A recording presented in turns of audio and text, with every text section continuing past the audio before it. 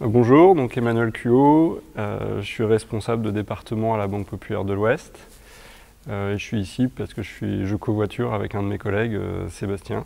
Je suis Sébastien Yvetot, responsable du service marketing et tarification à la Banque Populaire de l'Ouest. On arrive à s'organiser, alors c'est vrai qu'on ne covoiture pas tous les jours systématiquement, par contre on arrive à covoiturer un jour sur 3.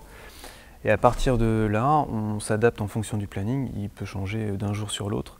Et en général, le matin, on s'envoie un texto pour dire covoiturage, oui, non, et puis quelle heure, et on s'adapte. Moi, une fois que j'ai déposé les enfants, je récupère Sébastien sur un parking près de l'école de ses enfants.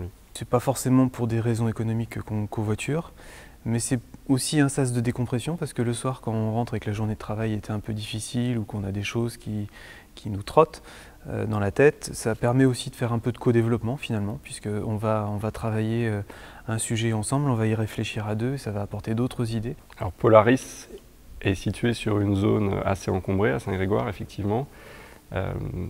Maintenant, c'est plus sympa quand même d'être à deux dans une voiture quand il y a des bouchons. On trouve le temps passer beaucoup moins lentement.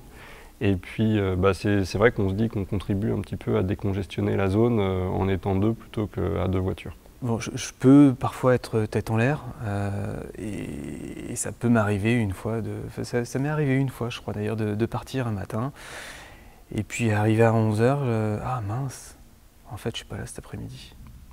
Bon hey Manu, tu descends, tu peux...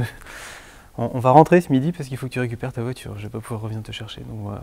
Je me verrais pas covoiturer avec quelqu'un où il faut être un petit peu rigide dans la voiture pendant tout le trajet. Là, c'est pas vraiment l'effet escompté. Par contre, voilà, dès lors que ça peut être naturel, dès lors qu'on peut avoir des conversations en dehors en fonction de l'humeur, en dehors du boulot, je pense que le covoiturage est une bonne pratique.